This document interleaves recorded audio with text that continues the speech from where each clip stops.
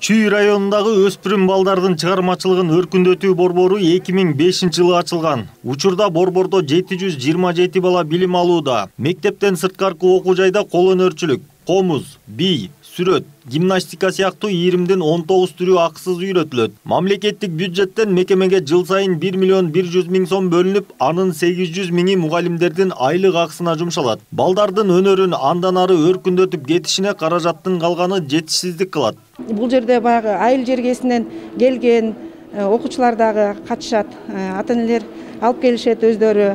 Бул иримдер бизде бекер окутулат. Өздөрүнүн таланттарын ушул жерден бардыгы чыгарышат да. Бул жерде мына жыл сайын бизде жаз айынан баштап Сары Өзөн чолпондору деген эң чоң сынактарыбыз бар. Ошол сынактын эң алдыңкы катышуучулары болуп атат. Андан тышкары бул республика боюнча көптөгөн сынактардын катышуучулары болуп келет. Биринчи, экинчи, үчүнчү месталарды алып келип атышат. Өлкө боюнча мектептен сырткары билим берүү менен алектенген 74 уюм бар. Анда жалпы 360 миңге жакын окуучу билим алат. Тилекке каршы зарыл болгон кесиптерде билим берүүчү мугалимдерди табуу кыйынга турат дейт Билим берүү жана илим министринин орун басары Надира Жусупбекова. Муну биз азырынча аз деп эсептейбиз. Муну дагы көбөйтүшүбүз керек. Ушул жылга 30%га дагы балдардын санын көбөйткөнгө өзүбүзгө так милдетти коюп, ушу педагогдор менен, жергиликтүү бийлик менен баарыбыз биргеликте иштеп атабыз. Эми кадр маселеси бир кээ бир жанагы сейрек, бир мисалы балет искусствосы, ошол дегенде жергиликтүү бийлик менен кошо, жогорку окуу жайларына кошо кайрылып, кээде ушундай адистер табабыз да. Андан ары Эльвира Сурабалдиева Токмок шаарындагы Агро өнөр жай колледжинин бош турган жатаканалардын абалы менен дагы таанышып чыкты. 30 лет ничего не делать, зачем держать тогда такие? По всей стране вот таких помещений много.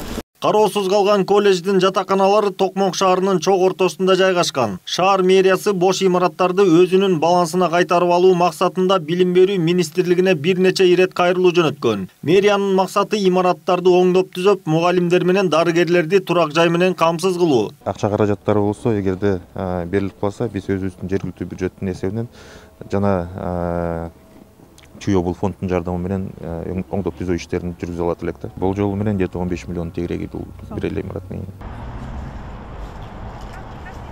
Кант шаарында дагы Ысык Ата районуна караштуу Токой чарба агенттигинин имараты 2 жылдан бери бош турат. Шаардык кеңеш да бул имаратты муниципалитеттин карамагына өткөрүп алууну көздөп жатат. Ишке ашып калса, имарат балдардын реабилитациялоо борборуна айланат. Бүгүнкү күндө ушул имаратты биздин өзүбүздүн баланска алуу боюнча маселе көтөрүлүп атат. Ошону биз өкмөттөн суранып атабыз. Ошол балансты кийин ошо центрди, борборду ачыш үчүн биздин баланска алып, муну оңдоо түзөө иштерин жүргүзүүгө.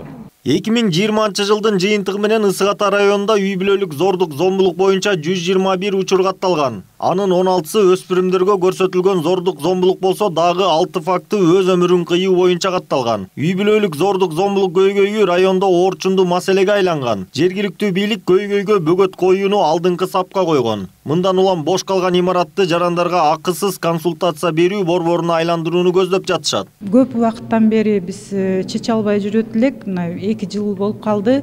Азыр эми тез арада комиссия түзүп, агенттиктен дагы бул жактан жергиликтүү бийлик тиешелүү органдар менен 2 жумада азыр комиссия түзүп, тез арада карагандай бололук деп убада берди. Чүй облустук олимпиадалык резервдеги адистештирилген балдар өспүрүмдөр мектеби өлкөдөгү эң ириделген спорт комплекстердин бири. Бирок комплексте жылытуу системасы таптакыр жок. Ага карабай спорт жайда 800гө жакын өспүрүм футбол, волейбол жана баскетбол боюнча машыгууларын өткөрүп келишет. Былтыр болсо биз иштетели деп аракет кылдык.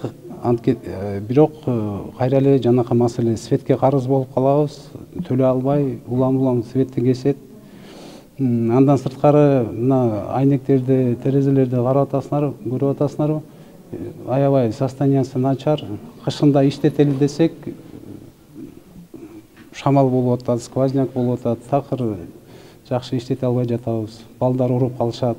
Вице-премьер-министр Эльвира Сурабалдиеванын Чүй облусуна жасаган биринчи жумушчу сапарынын соңунда Лебединовка айылында облустун мектеп мугалимдери жана жетекчилери менен жолугушту. Жолугушуу суроо-жооп форматында өтүп, актуалдуу маселелер талкууланды. Айдар Темиралиев, Жантай Макенов, Пирамида.